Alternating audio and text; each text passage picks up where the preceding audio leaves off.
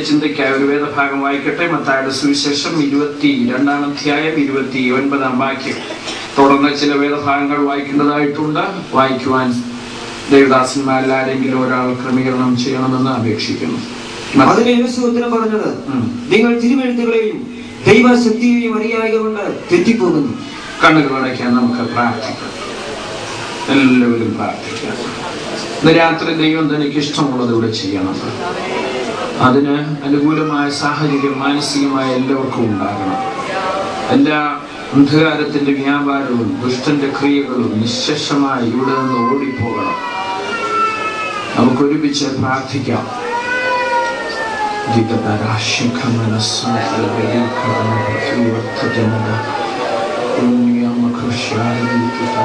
സ്വർഗ്ഗസ്ഥനായ പ്രിയ പിതാവേ, അങ്ങയുടെ മഹനീയ സാന്നിധ്യത്തിനായി നന്ദി നിറഞ്ഞ ഹൃദയത്തോടെ ഞങ്ങൾ അങ്ങ് വാഴ്ത്തുന്നു. പ്രിയ കർത്താവേ, ഇവിടെ വന്നിരിക്കുന്ന എല്ലാവരെയും അറിയുന്ന ആരും ഞങ്ങളുടെ കൂട്ടത്തിലില്ല. എന്നാൽ അങ്ങറിയാത്ത ആരും ഇവിടെ വന്നിട്ടില്ല. ഞങ്ങളുടെ ശരീരത്തിൽ എത്ര കോശങ്ങളുണ്ട് അതിന്റെ എണ്ണം ഞങ്ങൾക്കറിഞ്ഞുകൂടാ. എന്നാൽ അതിന്റെ എണ്ണം അങ്ങേക്കറിയാം. ഇന്ന് ഞങ്ങളുടെ തലയിൽ നിന്ന് എത്ര മുടി നിലത്ത് വീണ് ഞങ്ങൾക്കറിഞ്ഞുകൂടാ. എന്നാൽ അതിന്റെ എണ്ണം അങ്ങേക്ക് തിട്ടമായിട്ട് അറിയാം. പ്രിയ കർത്താവേ, അവിടുന്ന് വ്യക്തിപരമായി സംസാരിക്കണമേ. പരമാർത്ഥ മനസ്സുണർത്തണമേ കർത്താവേ. ചോദ്യങ്ങൾക്ക് ഉത്തരം നൽകണമേ. സംശയങ്ങൾക്ക് നിവാരണം വരുത്തണമേ. ഒരു പ്രതിഷ്ഠയിലേക്ക്, തീരുമാനത്തിലേക്ക് കർത്താവേ കേൾവിക്കാരെത്തുപെടത്തക്കവണ്ണം പരിശുദ്ധാത്മാവുള്ളങ്ങളിൽ ക്രിയ ചെയ്യണമെന്ന് പ്രാർത്ഥിക്കുന്നു. ഉച്ചഭാഷയുടെ പരിധിയിൽ കേൾക്കുന്ന എല്ലാവർക്കും ശ്രദ്ധ ഉണ്ടാകുവാൻ തക്കവണ്ണം കർത്താവ് ഇടവരുത്തണമെന്ന് പ്രാർത്ഥിക്കുന്നു. കർത്താവെ, വചനം ഉൾക്കൊള്ളത്തക്കവണ്ണം ഹൃദയത്തെ തുറക്കുവാൻ പരിശുദ്ധാത്മാവ് ക്രിയ ചെയ്യണമേ. അവിടെ തന്നെ ചെയ്യുവാൻ പോകുന്നതിനാൽ സ്തോത്രം. അങ്ങേ പ്രതികരിക്കുവാൻ ഇനി ശുദ്ധീകരിക്കണമേ. ശബ്ദവാഹിയാക്കിയതിനെ തീർക്കണമേ. കർത്താവെ, ഇവിടുന്ന് മടങ്ങുമ്പോൾ ദൈവം എന്നോട് ഇടപെട്ടു, സംസാരിച്ചു എന്നുള്ള വലിയ തൃപ്തി ഞങ്ങൾക്ക് എല്ലാവർക്കും ഉണ്ടാകുവാൻ അവിടുന്ന് കൃപ ചെയ്യണമെന്ന് പ്രാർത്ഥിക്കുന്നു. അതങ്ങനെ ചെയ്യുവാൻ പോകുന്നതിനാൽ സ്തോത്രം. യേശുവിൻ നാമത്തിൽ വിനീതമായി അപേക്ഷിക്കുന്നു പിതാവേ, കേൾക്കണമേ. ആമേൻ. ജീവിതത്തിൽ ഒരിക്കലെങ്കിലും ശരീരത്തിൽ മുറിവുണ്ടാകാത്തവരായി ആരെങ്കിലും എന്റെ കേൾവിക്കാരിലുണ്ടെന്ന് ഞാൻ കരുതുന്നില്ല. നമ്മൾ മനുഷ്യരാണോ? നമ്മുടെ ആയുസ്സിൽ എപ്പോഴെങ്കിലും ഒരു മുറിവ് ഉണ്ടായിട്ടുണ്ട്. ഈ മുറിവിന്റെ പ്രത്യേകത, ആ മുറിവ് വേണ്ട വിധത്തിൽ പരിചരിക്കുന്നില്ല എങ്കിൽ അത് വ്രണമായി തീരും. വേണ്ട വിധത്തിൽ നമ്മൾ അതിന് ചികിത്സ നൽകുന്നില്ലെങ്കിൽ അതിന്റെ പരിണിത ഫലം തികച്ചും ഗൗരവതരമായിരിക്കും. എന്നാൽ വ്രണമായി കഴിഞ്ഞാണെങ്കിൽ പോലും അത് മരുന്ന് വെച്ച് കെട്ടുവാൻ നമ്മൾ ശ്രമിക്കുമ്പോൾ അതിന്റെ ഭാഗമായിട്ട് ശുദ്ധീകരിക്കാറുണ്ട്. ഇത് പറഞ്ഞാൽ ഞെക്കിക്കഴുകും. അശുദ്ധമായ രക്തം പുറത്തു പോകുന്നത് വരെ, മുഴുവനും പോകുന്നത് വരെ, ശുദ്ധരക്തം വമിക്കാൻ ഇടവരുന്നത് വരെ ഞെക്കിക്കഴുകും. ആ സമയം സ്വാഭാവികമായി ഉണ്ടാകാവുന്ന ഒരു കാര്യമുണ്ട്. അത് മറ്റൊന്നുമല്ല, വേദന. ഒരു മുറിവ് അതിന്റെ ചികിത്സയുടെ ഭാഗമായി ഞെക്കിക്കഴുകുമ്പോൾ തീർച്ചയായിട്ടും വേദനയുണ്ടാകും. എന്നാൽ വേദന ഉണ്ടെങ്കിൽ ഒരു കാര്യം ഗ്യാരണ്ടി ഉണ്ട്, അത് മറ്റൊന്നുമല്ല, സൗഖ്യമാകും. അതേസമയം എത്ര ഞെക്കിയാലും, എത്ര അതേ ശുദ്ധീകരണ പ്രക്രിയ ചെയ്താലും, അനസ്തീഷ്യ നൽകാതെ ചെയ്യുമ്പോൾ വേദന കൂടാതിരിക്കുന്നുവെങ്കിൽ ആശയ്ക്ക് വകയില്ല. കാര്യം മുഴുവൻ ചത്തിരിക്കുക, എത്ര ഞെക്കിയാലും ഗുണമില്ല. പിന്നെ അംഗവിച്ഛേദം ചെയ്യുക നിവർത്തിയുള്ളൂ. രാത്രി തിരുവചന കേൾവിയെങ്കിൽ ആർക്കെങ്കിലും വേദന തോന്നുന്നുവെങ്കിൽ, ഹൃദയത്തിൽ കുത്തു തോന്നുന്നുവെങ്കിൽ, അതുകൊണ്ട് തികച്ചും ഫലമുണ്ട്, പ്രയോജനമുണ്ട്, സൗഖ്യമുണ്ട് എന്ന് നമുക്ക് മനസ്സിലാക്കാം. അതേസമയം വേദന കൂടാതിരിക്കുന്നുവെങ്കിൽ, നിസ്സംഗ മനോഭാവത്തോടുകൂടെ നമ്മളായിരിക്കുന്നുവെങ്കിൽ നമ്മുടെ ഭാവി സ്ഥിതിയെ കുറിച്ച് ആശങ്കിതരാകേണ്ടതായിട്ടിരിക്കും. ഏതായാലും ഇന്ന് രാത്രി പ്രാർത്ഥനയോടെ ദൈവസന്നിധി നമുക്കായിരിക്കും. ഇവിടെ നാം വായിച്ച വേദഭാഗം നമുക്ക് സുപരിചിതമാണ്. കർത്താവ് സദൂക്യരോട് പറഞ്ഞതാ, ഹേ സദൂക്യരെ, നിങ്ങൾ തെറ്റിപ്പോകുന്നു. എന്തുകൊണ്ട്? തിരുവെഴുത്തുകളെയും ദൈവശക്തിയെയും അറിയായിക കൊണ്ട് തെറ്റിപ്പോകും. ആരാ സദൂക്യർ? യേശുക്രിസ്തുവിന്റെ കാലത്ത് യഹൂദന്മാരുടെ ഇടയിൽ എലൈറ്റ് ആയിട്ടുള്ള, പ്രമാണികളായിട്ടുള്ള ആളുകളാണ് ഈ സദൂക്യർ. രാഷ്ട്രീയ നേതൃത്വത്തിൽ യഹൂദന്മാരുണ്ടെങ്കിൽ അവർ ഭൂരിപക്ഷം പേരും സദൂക്യരായിരുന്നു. ആധ്യാത്മിക നേതൃത്വം വഹിച്ചിരുന്നവരും സദൂക്യരായിരുന്നു. സാമ്പത്തിക ശേഷിയുള്ള സമൂഹത്തിലെ ഉന്നതരായ ആളുകളും ഭൂരിപക്ഷം പേരും സദൂക്യരായിരുന്നു. ചുരുക്കി പറഞ്ഞ യേശുക്രിസ്തുവിന്റെ കാലത്ത് യഹൂദന്മാരുടെ ഇടയിൽ ഏറ്റവും പ്രാമാണിത്വം അവകാശപ്പെട്ടിരുന്ന ഒരു കൂട്ടം ആളുകളാണ് ഈ സദൂക്യർ. അവർക്ക് സാമ്പത്തിക ശേഷി, രാഷ്ട്രീയ പിടപാടും ഉന്നത സ്ഥാനവും ഒക്കെ ഉള്ളപ്പോൾ പോലും ആധ്യാത്മിക ലോകത്തും അവർ തന്നെയായിരുന്നു ഉന്നത സ്ഥാനീയർ. അന്നത്തെ മഹാപുരോഹിത കുടുംബാംഗങ്ങൾ സദൂക്യ വിഭാഗത്തിൽപ്പെടുന്നവരായി. കൊള്ളാം, അവർ നല്ല നിലവാരത്തിൽ അന്ന് കഴിഞ്ഞുകൂടുന്നു. പക്ഷേ അവർ വിശ്വസിച്ചിരുന്ന കാര്യം എന്താണെന്ന് നമ്മൾ ഗ്രഹിക്കുമ്പോൾ നമ്മൾ സ്തബ്ധരായി പോകും.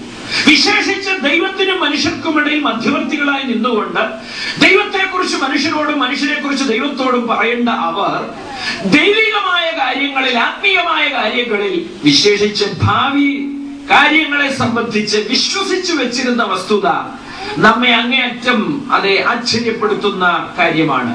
എന്താണ് അവർ വിശ്വസിച്ചിരുന്നത്? അവർ ദൂതന്മാരുണ്ടെന്ന് വിശ്വസിച്ചിരുന്നില്ല.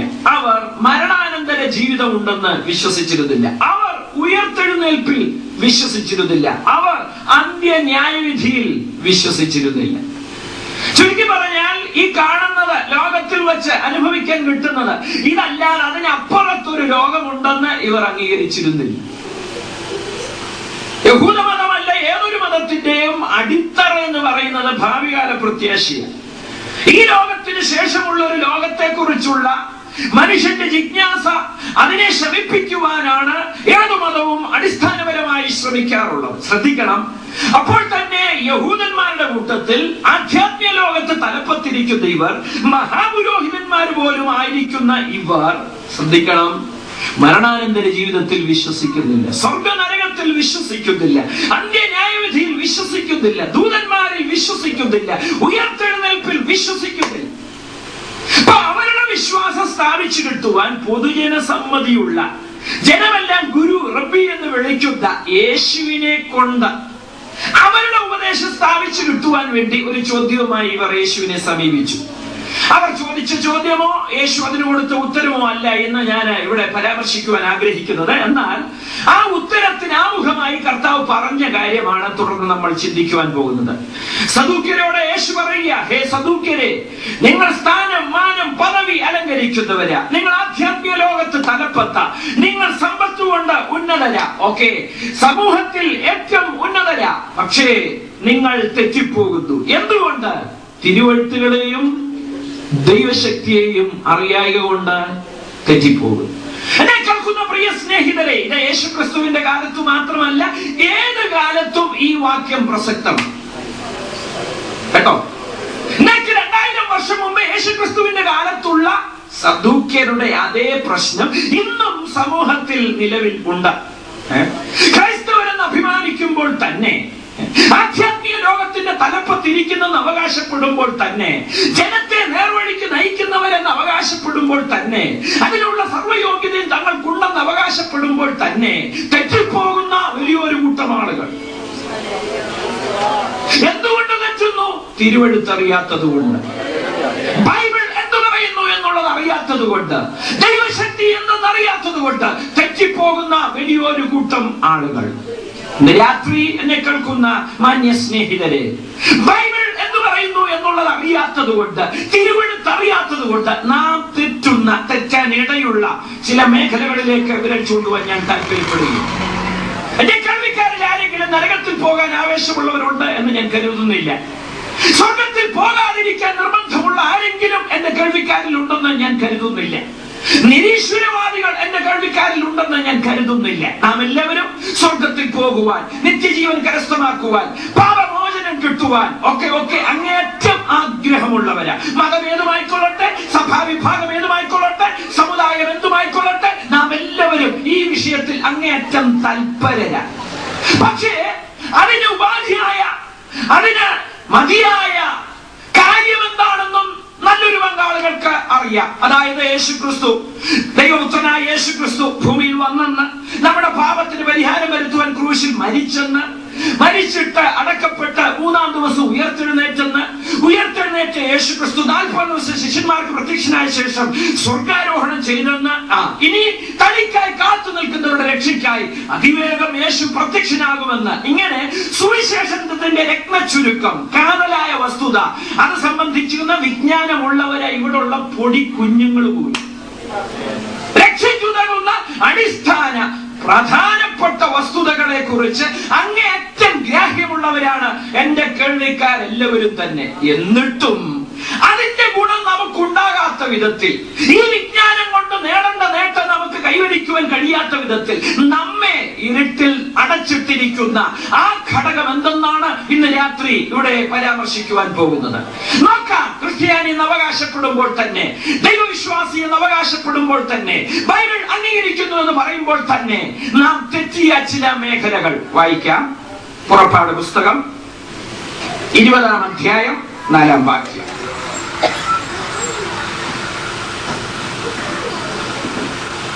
ഒരു വിഗ്രഹം ഉണ്ടാക്കരുത്. മീതെ സ്വർഗത്തിലെങ്കിലും താഴെ ഭൂമിയിലെങ്കിലും ഭൂമിക്ക് കീഴെ വെള്ളത്തിലെങ്കിലും ഉള്ള യാതൊന്നിന്റെയും പ്രതിമയും അരുത്. അവിടെ വായിച്ച പുസ്തകം വീട്ടിൽ നിന്ന് ഞാൻ പ്രത്യേകിച്ച് തയ്യാറാക്കി കൊണ്ടുവന്ന പുസ്തകമല്ല. ഇക്കാലത്തെ ഏതെങ്കിലും ആധ്യാത്മിക നേതൃത്വം നൽകിയ പുസ്തകമല്ല കേട്ടോ. ലോകമെമ്പാടുമുള്ള സമസ്ത ക്രൈസ്തവർക്കും പ്രാമാണിക ആധികാരിക മതഗ്രന്ഥമായിരിക്കുന്ന സത്യവേദ പുസ്തകത്തിൽ നിന്നാണ് വായിച്ചു കേട്ടത്. ആ സത്യവേദ പുസ്തകം നിഷ്കർഷിക്കുന്നു 10 കൽപ്പന. അതിൽ ആമുഖമായി നൽകിയ കൽപ്പന, ഞാനല്ലാതെ അന്യദൈവം നിങ്ങൾക്ക് ഉണ്ടാകരുതെന്ന് പറഞ്ഞിട്ട് ദൈവം തമ്പുരാൻ കൽപ്പിച്ച കൽപ്പനയായി ഇവിടെ വായിച്ചു കേട്ടത് കേട്ടോ. ഒന്നുകൂടെ വായിച്ച സഹോദര. ഒരു വിഗ്രഹം ഉണ്ടാക്കരുത്. ഒരു വിഗ്രഹവും ഉണ്ടാക്കരുത്. മീതെ സ്വർഗത്തിലെങ്കിലും താഴെ ഭൂമിയിലെങ്കിലും ഭൂമിക്ക് കീഴെ വെള്ളത്തിലെങ്കിലും ഉള്ള യാതൊന്നിന്റെയും പ്രതിമയരുത്. അവയെ നമസ്കരിക്കുകയോ സേവിക്കുകയോ ചെയ്യരുത്. നിന്റെ ദൈവമായ യഹോവയായ ഞാൻ തീക്ഷ്ണതയുള്ള ദൈവമാകുന്നു. മതി. എന്തിനാ ഇനി അധികം പറയുന്നു? 10 ക്രിസ്ത്യാനികൾ ഒരു സ്ഥലത്തുണ്ടെങ്കിൽ അതിന്റെ ഒന്നാമത്തെ തെളിവെന്താ? അവിടെ കാണും ഒരു വിഗ്രഹം. ആര് വെച്ചതാ? എന്തിന് ഇതര മതസ്ഥരെ പറയണം? ആര് വെച്ചതാ? ഒന്നാം തരം ക്രിസ്ത്യാനി എന്ന് അവകാശപ്പെടുന്നവൻ സ്ഥാപിച്ചിരിക്കുക. വിഗ്രഹത്തെ വരുമാനത്തിന് ഉപാധിയാക്കും. വിഗ്രഹത്തിന്റെ മുൻപിൽ മെഴുകി കത്തിക്കുന്നു, നമിക്കുന്നു, മുട്ടുമടക്കുന്നു. ഞാൻ ചോദിക്കുന്നു, ഈ പ്രവണതയ്ക്ക് ആര് ഉത്തരവാദി? ഇന്ന് ജീവിച്ചിരിക്കുന്നവരാരും അതിന് ഉത്തരവാദികളല്ല, അത് പറയണമല്ലോ. നമ്മുടെ മുൻ തലമുറയിൽപ്പെട്ടവർ അതിന് ഉത്തരവാദികളല്ല കേട്ടോ. ഇങ്ങനെ നമിക്കുന്ന ഒരൊറ്റ വ്യക്തി പോലും ഉള്ളിൽ ഇങ്ങനെ കരുതുന്നില്ല, ഇത് നിമിത്തം ദൈവം എന്നെ ശിക്ഷിക്കുമെന്ന്. പകരം പരമാർത്ഥതയോടുകൂടെ വിശ്വസിക്കുന്ന കാര്യം എന്താ? ഇത് നിമിത്തം ദൈവം എന്നെ അനുഗ്രഹിക്കും, ഇത് നിമിത്തം ദൈവം എന്നെ ആശീർവദിക്കും, ഇത് നിമിത്തം ദൈവം എന്റെ പ്രാർത്ഥന കേട്ടിരിക്കും. പ്രിയ സ്നേഹിതരെ, പരമാർത്ഥത അവിടെ ഇരിക്കട്ടെ. ദൈവം കൽപ്പിച്ചത് എന്ത്? എന്തുകൊണ്ട് ക്രിസ്ത്യാനി നീ തെറ്റി? നരകത്തിൽ പോകാൻ ആവേശമുണ്ടായിട്ടാണ്? സ്വർഗത്തിൽ പോകാൻ ഇഷ്ടമില്ലാഞ്ഞിട്ടാണ്? എന്തുകൊണ്ട് തെറ്റി? ദൈവം എന്തെങ്കിലും കൽപ്പിച്ചിട്ടുണ്ടെങ്കിൽ അത് അനുസരിക്കത്തില്ല എന്നൊരു നിർബന്ധ ബുദ്ധി ഉണ്ടായിട്ടാണോ? ഒന്നുമല്ല കേട്ടോ. എന്റെ ഗുണപ്പറപ്പുകൾ ആര് തന്നെ നമസ്കരിച്ചാലും, ആര് തന്നെ കുമ്പിട്ടാൽ, ആര് തന്നെ വെളിയിൽ എത്തിച്ചാലും, ആര് തന്നെ കാണിക്കയിട്ടാലും അവർ ഉള്ളിൽ അതിനിമിത്തം ദൈവം തങ്ങളെ അനുഗ്രഹിക്കുമെന്ന് ചിന്തിക്കുന്നവരാ. എന്നാൽ നമ്മുടെ ചിന്തയ്ക്ക് ദൈവം ഉത്തരവാദിയല്ല കേട്ടോ. നമുക്കെന്തുകൊണ്ട് ഈ ഗതികേടുണ്ടായി സ്നേഹിതരെ? ആത്മാർത്ഥമായി ചോദിക്കുക, എന്തുകൊണ്ട് നമുക്ക് ഈ സ്ഥിതി വിശേഷം ഉണ്ടായി? വിഷയം കുലകഷമായി വിലയിരുത്തിയാൽ ഉത്തരം നാം തന്നെ കണ്ടുപിടിക്കും. എന്റെ കർത്താവ് 2000 വർഷം മുമ്പ് സദൂക്യരോട് പറഞ്ഞതാ. എന്തുകൊണ്ട് തെറ്റി? തിരുവഴുത്തറിയാത്തതുകൊണ്ട്. ബൈബിൾ എന്തു പറയുന്നു? സത്യവേദ പുസ്തകം എന്തു പഠിപ്പിക്കുന്നു? അതിൽ അനുശാസിച്ചിരിക്കുന്ന വിഷയം എന്ത്? ഇത് അറിയാത്തത് കൊണ്ട് തെറ്റിപ്പോയി. ഞാൻ ഓർക്കുന്നു, എന്റെ വല്യപ്പച്ചൻ വിദേശത്ത് പോയിട്ട് വന്നപ്പോൾ ആദ്യമായിട്ട് വർഷങ്ങൾക്ക് മുൻപ് ഒരു ടേപ്പ് റെക്കോർഡ് കൊണ്ടു. ഈ ടേപ്പ് റെക്കോർഡ് ഞാൻ അന്ന് സ്കൂളിൽ പഠിക്കുക, ഇംഗ്ലീഷ് മീഡിയത്തിൽ പഠിക്കുക. അപ്പം ഞാൻ മിടുക്കനാണെന്ന് കാണിക്കാൻ എന്തോടുത്തറിയാമോ? അതേ എഴുതിയിട്ടുണ്ട്, play, rewind, fast forward, stop, eject. ഇതെല്ലാം എനിക്ക് എന്താണെന്ന് പിടികിട്ടി കേട്ടോ. അതുകൊണ്ട് തന്നെ ഞാൻ എന്നെ എടുത്തു, അതങ്ങോട്ട് കുത്തി പ്ലഗിലോട്ട് കുത്തിയേച്ച് അങ്ങ് ഓൺ ചെയ്തു. കച്ചവടം കഴിഞ്ഞു. പിടിക്ക് കാണിച്ചതാ. ഞാൻ അന്നേരം തന്നെ പിടിച്ച കുത്തി വെച്ച് കേൾപ്പിക്കാൻ തുടങ്ങിയതാ. പക്ഷെ കേട്ടില്ല. കാര്യം എന്നാന്നറിയാമോ? ഇതിന്റെ കൂടെ ഒരു കാറ്റലോഗ് ഉണ്ടായിരുന്നു, ഒരു മാനുവൽ കേട്ടോ. വായിച്ചിട്ട് അതനുസരിച്ച് വേണം എന്ന് കൈകാര്യം ചെയ്യാൻ. അതിനകത്ത് എഴുതിയിട്ടുണ്ട്, ഇതിന്റെ പുറകിൽ ഒരു സ്വിച്ച് ഉണ്ട്, വോൾട്ടേജ് സെലക്ടർ എന്ന് പറഞ്ഞ്. ഇത് കൊണ്ടുവന്ന രാജ്യത്ത് 110 ഉള്ളു വോൾട്ടേജ്, ഇവിടെ 220 കേട്ടോ. അപ്പൊ 220 ഉള്ള രാജ്യത്ത് വരുമ്പോ അതൊന്ന് മാറ്റിയിടണമെന്ന് അതിൽ എഴുതിയിട്ടുണ്ട്. പക്ഷെ വായിക്കാൻ ഞാൻ മെനക്കെട്ടില്ല. മഹാമിടുക്കനായതുകൊണ്ട് വായിക്കാൻ മെനക്കെട്ടില്ല. അത്യാവശ്യം അത് എഴുതിയിരിക്കുന്നത് എനിക്കറിയാം. Play, stop, eject, fast forward, rewind എനിക്ക് മനസ്സിലായി. കുത്തി വിവരം അറിഞ്ഞു. പ്രിയ സുഹൃത്തുക്കളെ, നമ്മുടെ ഈ ജീവിതം കേട്ടോ ധന്യമായി തീരത്തക്കവണ്ണം, നാം അങ്ങ് എത്തത്തക്കവണ്ണം തമ്പുരാൻ നമുക്കൊരു കാറ്റലോഗ് തന്നിട്ടുണ്ട് കേട്ടോ, ഒരു മാനുവൽ തന്നിട്ടുണ്ട്. നമ്മുടെ ജീവിതം നിയന്ത്രിക്കത്തക്കവണ്ണം ദൈവം ഒരു പുസ്തകം നമുക്ക് തന്നിട്ടുണ്ട്. സ്തോത്രം. ഇനിയിപ്പം നീ തെറ്റിയാൽ ദൈവം ഉത്തരവാദിയല്ല. നമ്മുടെ സ്വന്തം ഭാഷയിൽ അച്ചടിച്ച് നമ്മുടെ കൈകളിൽ തമ്പുരാൻ പുസ്തകം തന്നിരിക്കുക. എന്നിട്ട് നീ തെറ്റിയെങ്കിൽ ദൈവം ഉത്തരവാദിയല്ല കേട്ടോ. ബൈബിൾ പറയുന്നു, ഒരു വിഗ്രഹവും ഉണ്ടാക്കരുത്. മീതെ സ്വർഗത്തിൽ ആരാ സ്വർഗത്തിലുള്ളത്? പിതാപുത്ര പരിശുദ്ധാത്മാവ് ദൂതന്മാര്. താഴെ ഭൂമിയിൽ വെള്ളത്തിലുള്ള യാതൊന്നിന്റെയും പ്രതിമയരുത്. അവയെ ഉണ്ടാക്കുകയും നമസ്കരിക്കും. എന്നോട് ചില പറഞ്ഞിട്ടുണ്ട്, ഓ ഞങ്ങൾ ആരാധിക്കുന്നൊന്നുമില്ല. ഉണ്ടാക്കുകയാണെന്ന് ആദ്യമേ എഴുതിയത്, പിന്നല്ലയോ ആരാധിക്കുന്നത്. ഇതിനെ ആരാധിക്കുന്നത് ഉണ്ടാക്കിയതാരാ? അയാളുടെ കാശ് കൊണ്ട് ആ കമ്പി വാങ്ങിച്ചത്, ആ സിമെന്റ് മേടിച്ചത്, ആ മണൽ വാങ്ങിച്ചത്, ആരുടെ കാശ് കൊണ്ട് ആ മെറ്റൽ വാങ്ങിച്ചത്, ആ ഗ്രനൈറ്റ് എവിടെ നിന്ന് വാങ്ങിച്ചു? ആരുടെ കാശ? ഉണ്ടാക്കരുതെന്ന് ദൈവം പറഞ്ഞു. പിന്നല്ലയോ ആരാധിക്കുന്നത്. അങ്ങനെ സത്യവേദ പുസ്തകം നിഷ്കർഷ തന്നിരിക്കെ, എന്റെ പ്രിയ കൂടപ്പറപ്പുകളെ, നാം എന്തുകൊണ്ട് തെറ്റി? തിരുവെഴുത്തറിയാത്തതുകൊണ്ട്, ബൈബിൾ എന്ത് പഠിപ്പിക്കുന്നു എന്നുള്ളത് അറിയാത്തതുകൊണ്ട്. ആകട്ടെ, ദൈവത്തെ പ്രതി യേശുവിനെ തന്നെ ആരാധിച്ചത്, വിഗ്രഹം ഉണ്ടാക്കി. എന്താ തമ്പുരാൻ സ്വർഗത്തിൽ എയർ കണ്ടീഷൻഡ് ആയിട്ടുള്ള അനുഭവമാണോ വെച്ചിരിക്കുന്നത്? ഒന്ന് വായിച്ച് അനുഭവിക്കാൻ പോകുന്നത് എന്താണെന്ന്. 1 കൊരിന്ത്യർ 6-ാം അധ്യായം 8-9 വാക്യങ്ങൾ.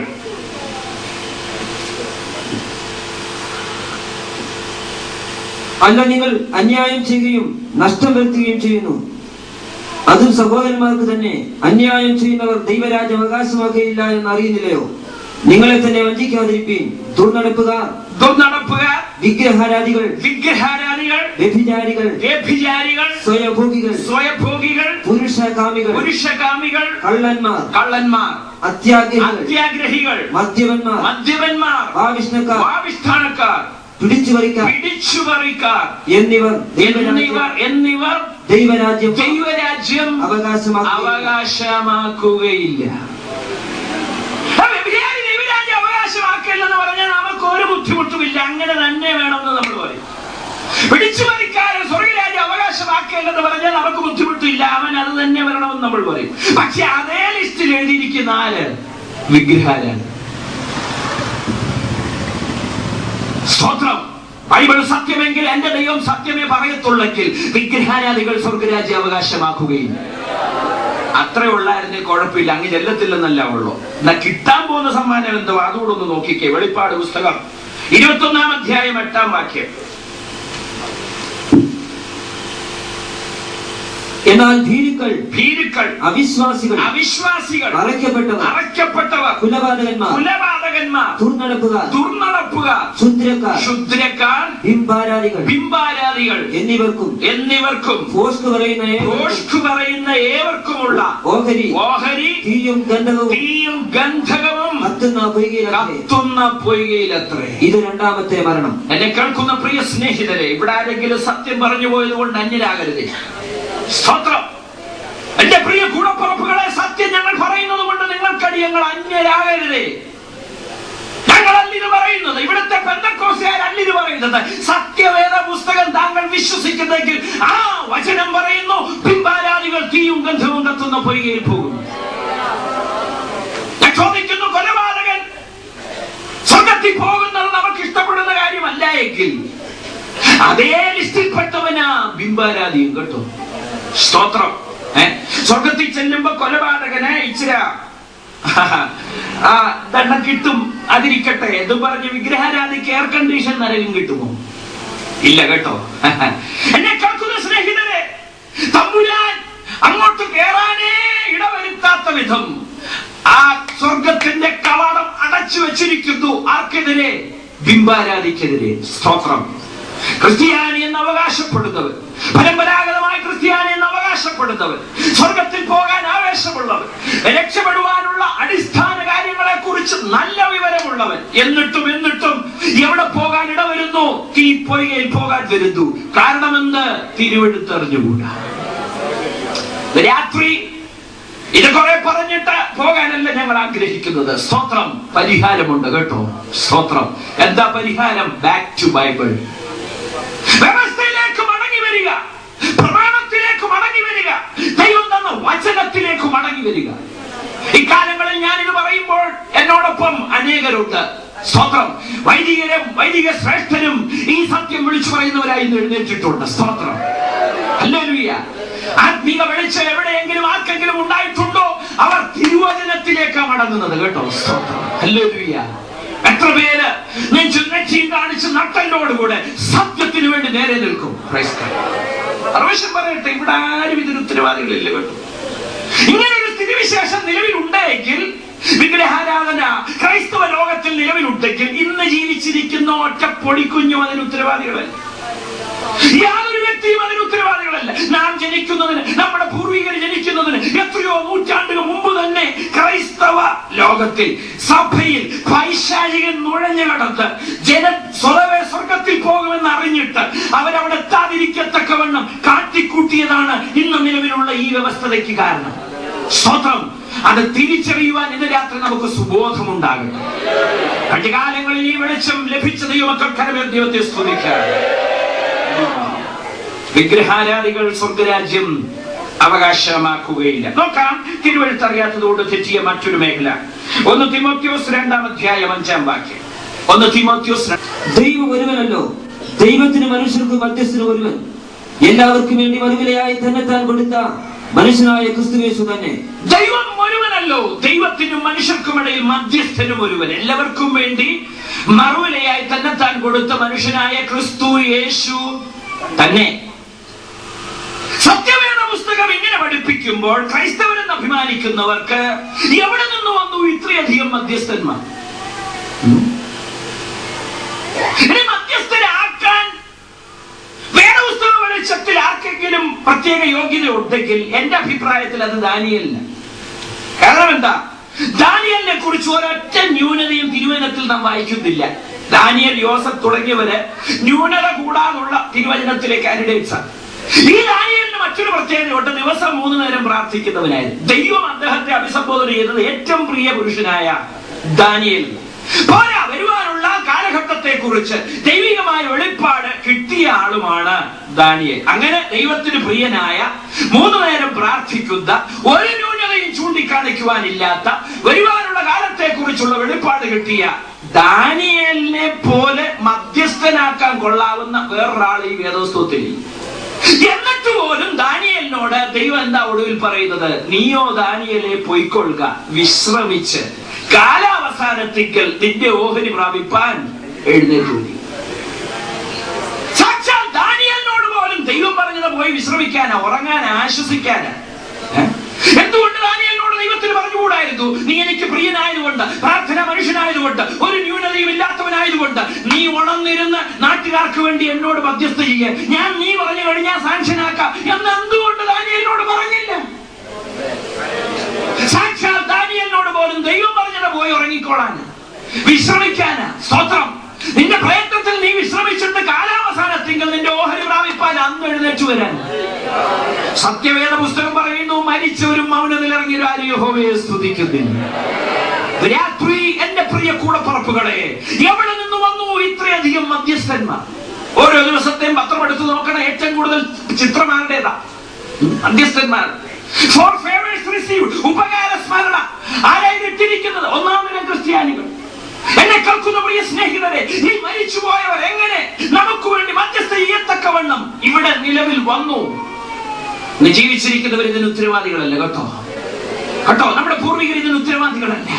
ദൈവസഭയിൽ സ്വതവേ ജനനം കൊണ്ടുപോലും അർഹത ലഭിച്ച അംഗങ്ങളാകത്തക്കവണ്ണം, അതിനുള്ള വിവരം ലഭിക്കത്തക്കവണ്ണം സാധ്യതയുള്ള ഈ ക്രൈസ്തവൻ അവിടെ എത്തരുതെന്ന് നിർബന്ധമുള്ള ദുഷ്ട വ്യാപാര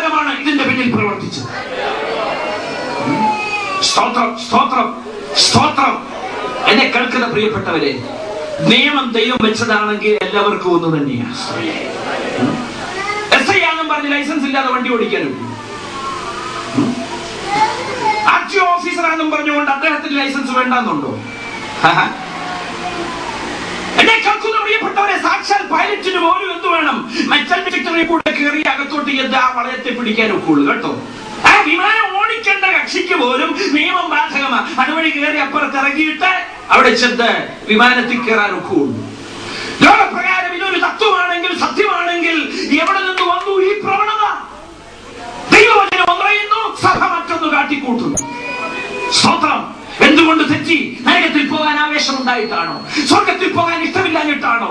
ദൈവം തമ്പുരാനോട് ഏതോ ഉറപ്പോ അകൽച്ചയോ വിദ്വേഷമോ ഉണ്ടായിട്ടാണോ? അല്ല. എന്തുകൊണ്ട് തെറ്റി? ബൈബിൾ എന്ത് പറയുന്നു എന്നറിയാത്തത് കൊണ്ട്. സ്തോത്രം.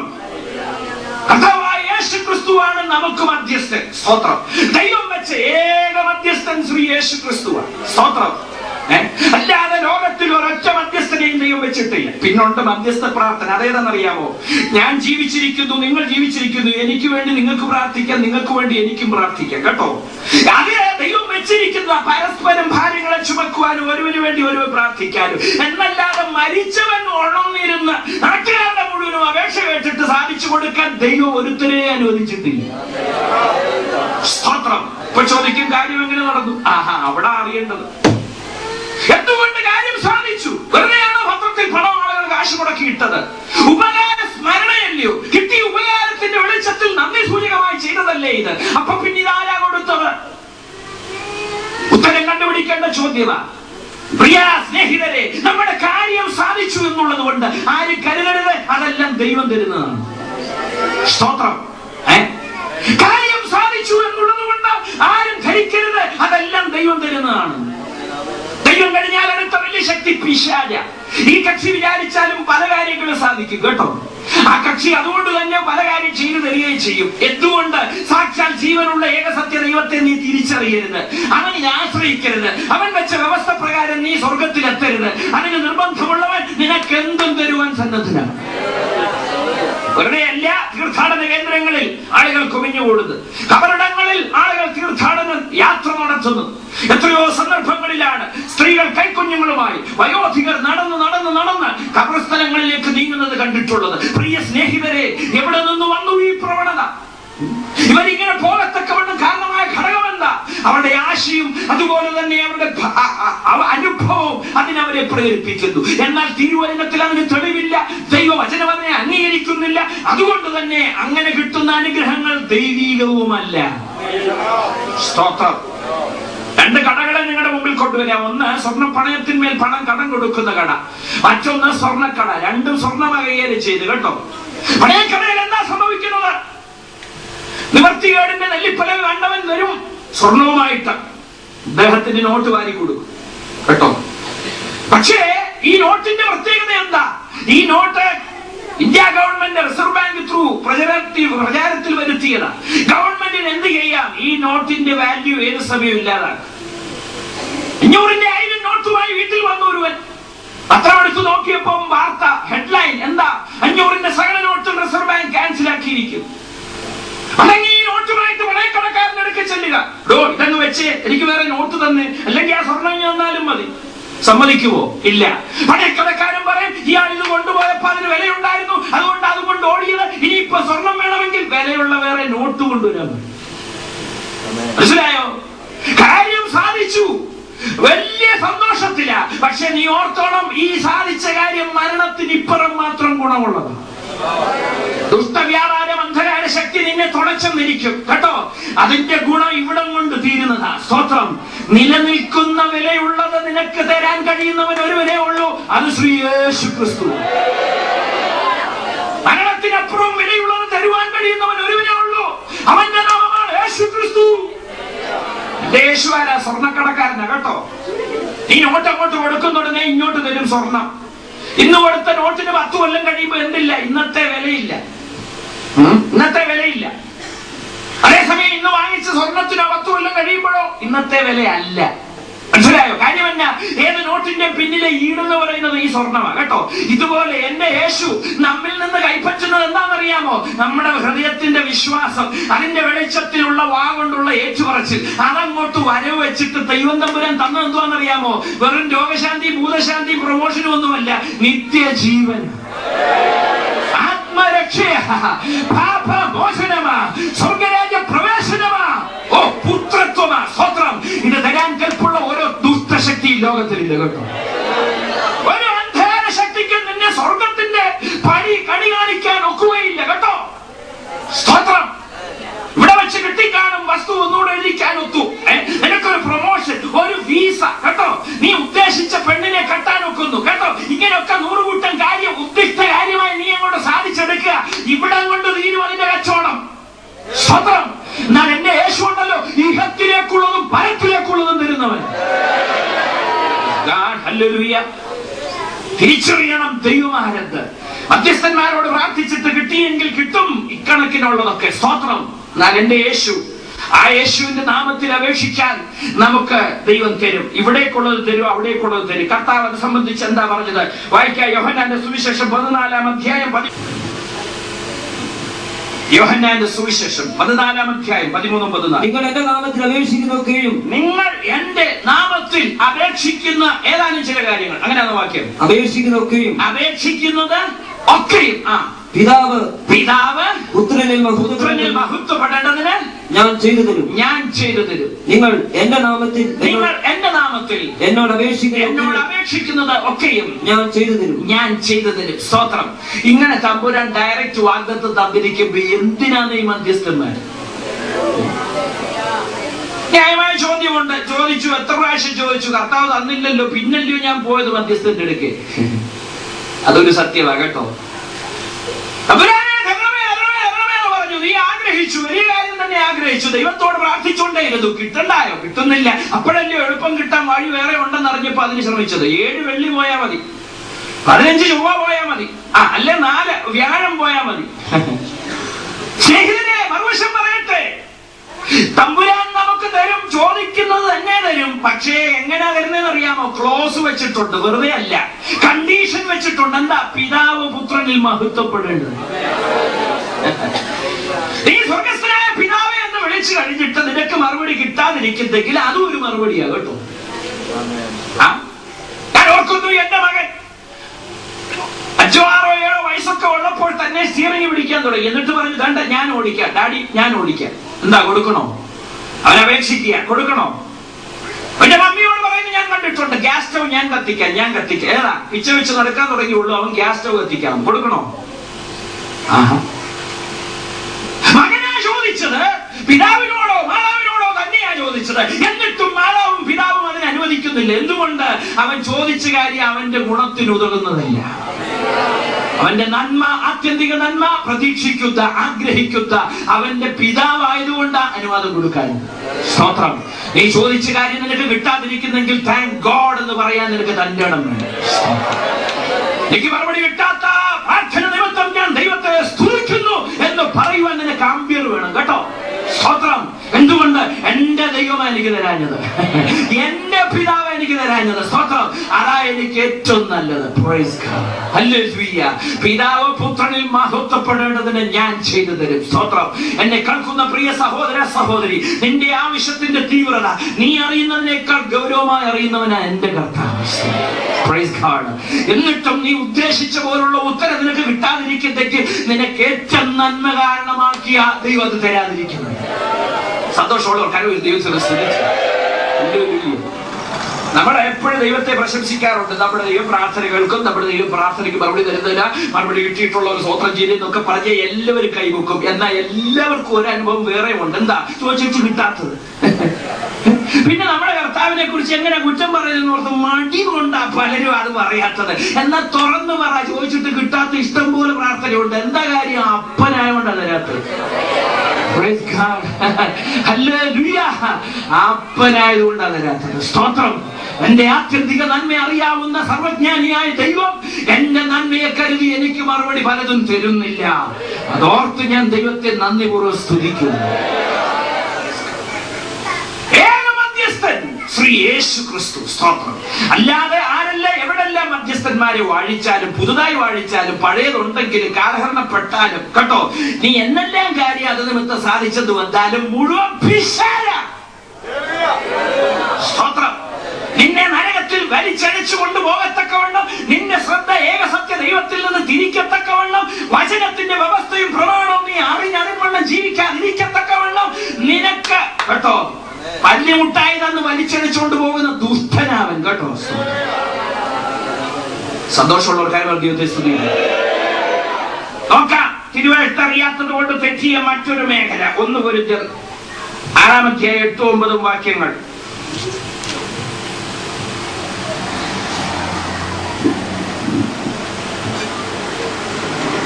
അന്യായം ചെയ്യുന്നവർ ദൈവരാജ്യം അവകാശമാക്കുകയില്ല എന്നറിയുന്നില്ലയോ? നിങ്ങളെ തന്നെ വഞ്ചിക്കാതിരിപ്പീൻ.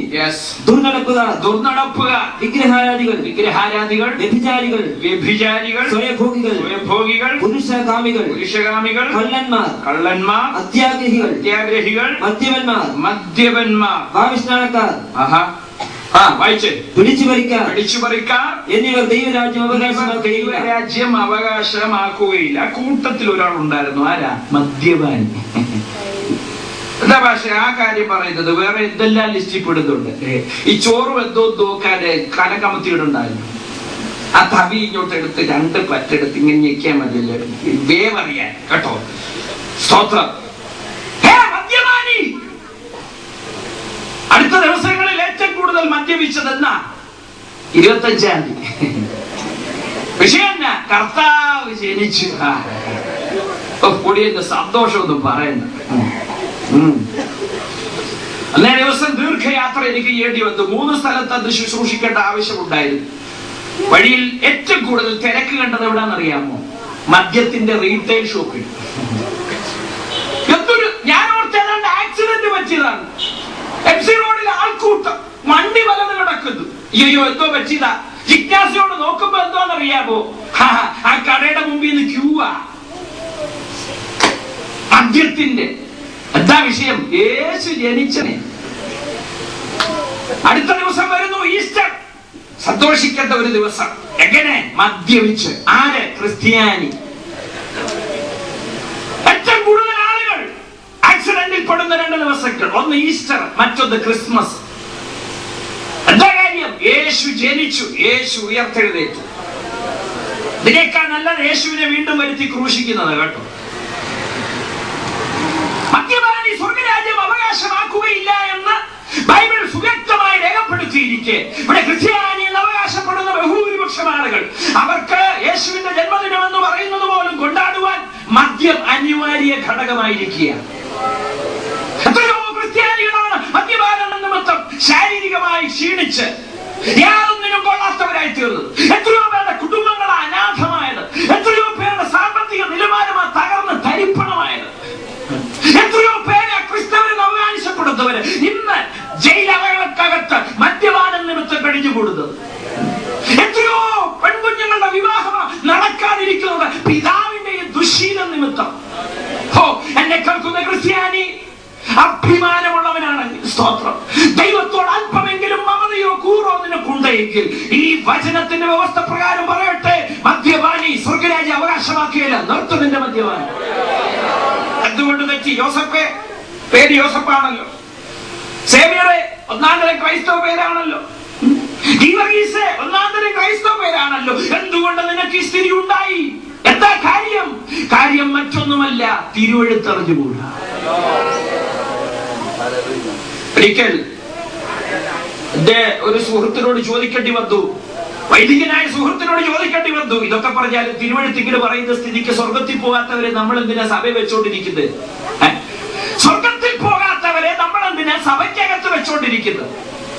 അപ്പൊ എന്റെ സുഹൃത്ത് തുറന്നെന്നോട് പറഞ്ഞൊരു കാര്യം, അങ്ങനെ ജയിച്ച് അകത്തിരിക്കാൻ ആരും കാണുകയില്ല. സ്വർഗത്തിൽ പോകാത്തവരെ മുടക്കുവാൻ, സഭയിൽ നിന്ന് തിരുത്തുവാൻ എന്തുകൊണ്ട് സഭ തയ്യാറാകുന്നില്ല? അപ്പോൾ സഭ എന്ന് പറയുന്ന ആ വ്യവസ്ഥിതിയിൽ എന്ത് സംഭവിച്ചിരിക്കുന്നു? വചനത്തെക്കാൾ പ്രാധാന്യത മറ്റൊന്നിനോ കൊടുത്തിരിക്കുന്നു. എന്തുകൊണ്ട് ക്രൈസ്തവർ എന്ന് പറയുന്ന വലിയൊരു പങ്കാളുകൾ മദ്യപാനത്തിന് അടിമകളായി? കാരണം ഇത്രയേ ഉള്ളൂ, അവരുടെ ആധ്യാത്മിക നേതൃത്വം അവർക്ക് നേരെ വിരൽ ചൂണ്ടുവാൻ കഴിയാത്തവരായി, അവരെ പുറത്താക്കുവാൻ കല്യാണമില്ലാത്തവരായി. അതുകൊണ്ട് തന്നെ വലിയൊരു കൂട്ടം ക്രൈസ്തവരെന്ന് അഭിമാനിക്കുന്നവർ മദ്യപാനികളായി അതിന്റെ പരിണിത ഫലം അനുഭവിക്കുന്നവരായി തീരുക. എന്നെ കേൾക്കുന്ന പ്രിയ സ്നേഹിതരെ, സുഹൃത്തുക്കളെ, ഇനിയെങ്കിലും ഒരു കാര്യം മനസ്സിലാക്കണം. സ്തോത്രം.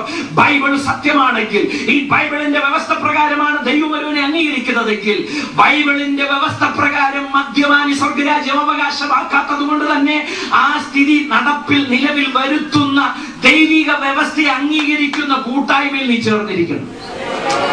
സ്തോത്രം. ദൈവമാ മനുഷ്യനെ സഹായിക്കുന്നത്, ദൈവമാ മനുഷ്യനെ കടാക്ഷിക്കുന്നത്.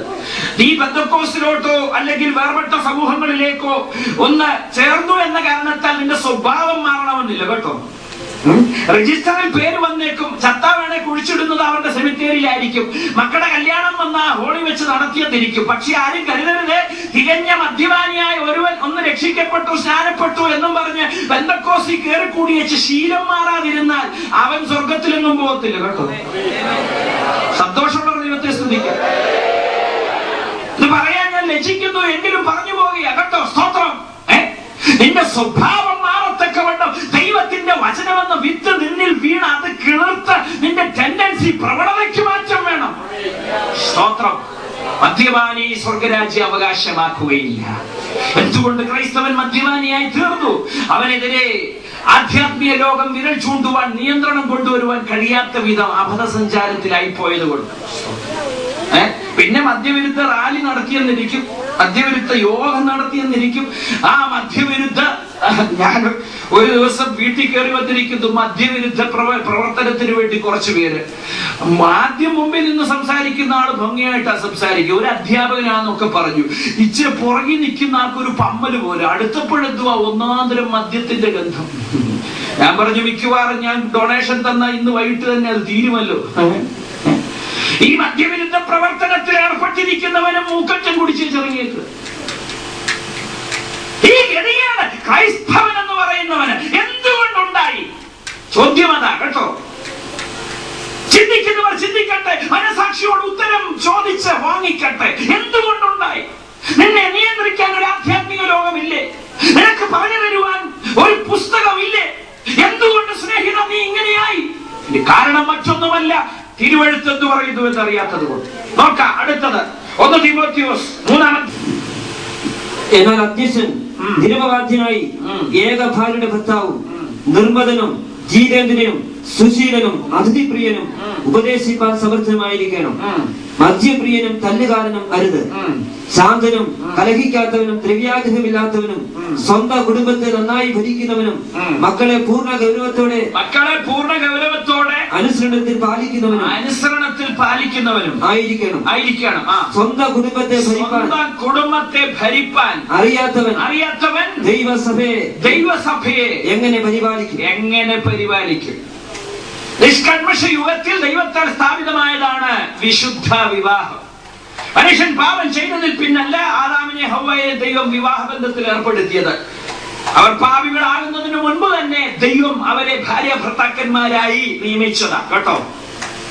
ദൈവത്തോടുകൂടെ 300 സംവത്സരം നടന്ന ഹാനോക്ക് വിവാഹിതനായിരുന്നു. ഈ നടക്കുന്ന കാലത്ത് തനിക്ക് സന്തതികൾ ഉണ്ടായിട്ടുണ്ട്, താൻ കുടുംബജീവിതം നയിച്ചിട്ടുണ്ട്. ആദ്യത്തെ മഹാപുരോഹിതൻ എന്ന് പറയുന്ന അഹരോൻ വിവാഹിതനായിരുന്നു. അടുത്ത മഹാപുരോഹിതൻ തന്റെ മൂത്ത മകനായിരുന്നു.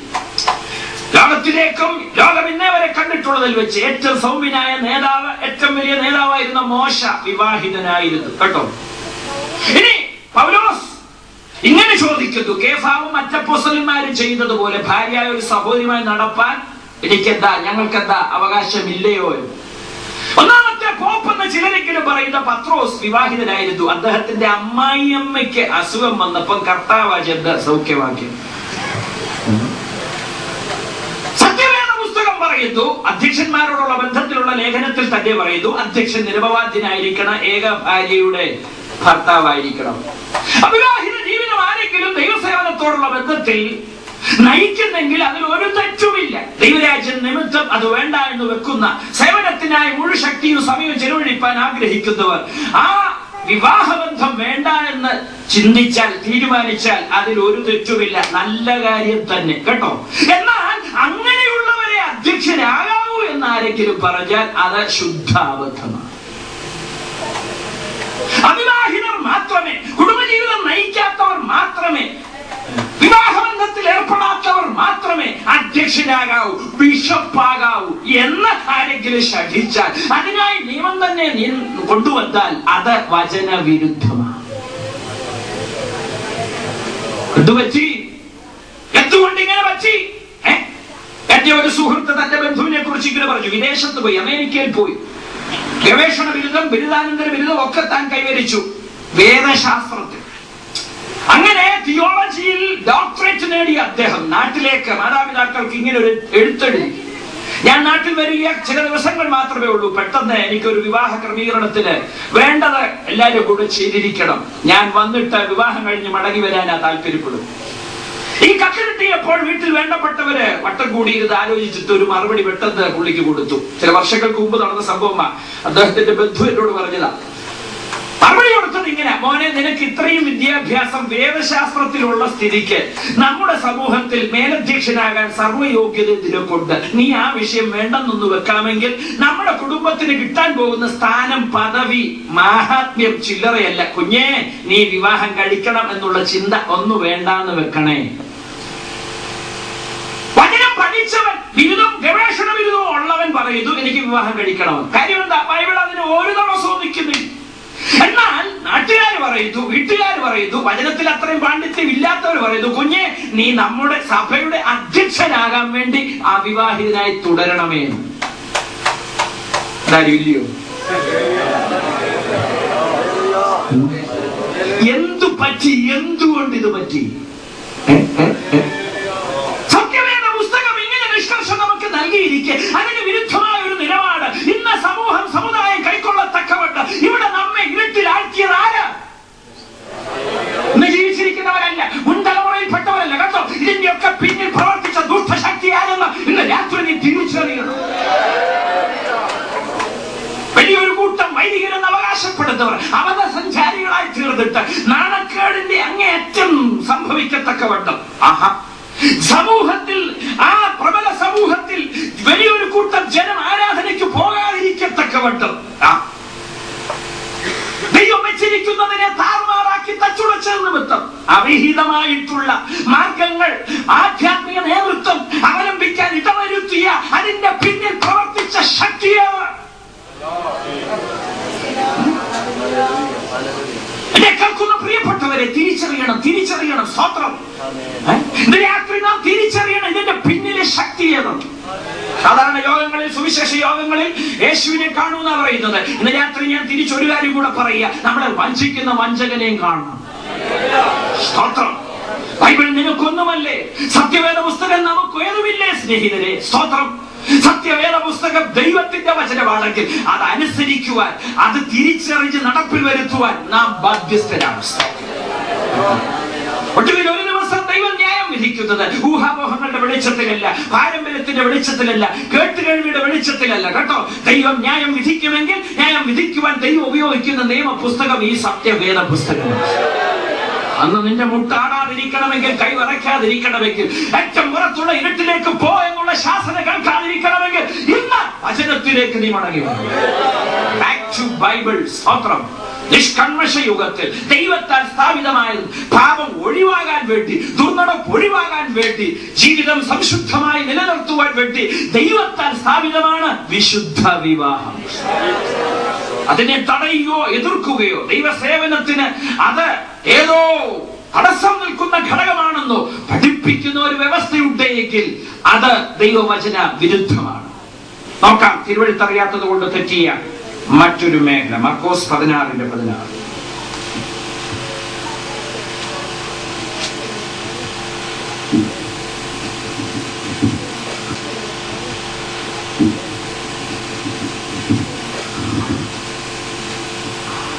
വിശ്വസിക്കുകയും സ്നാനമേൽക്കുകയും ചെയ്യുന്നവൻ രക്ഷിക്കപ്പെടും, വിശ്വസിക്കാത്തവൻ ശിക്ഷാവിധിയിൽ അകപ്പെടും. വിശ്വസിക്കുകയും സ്നാനമേൽക്കുകയും ചെയ്യുന്നവൻ രക്ഷിക്കപ്പെടും, വിശ്വസിക്കാത്തവൻ ശിക്ഷാവിധിയിൽ അകപ്പെടും.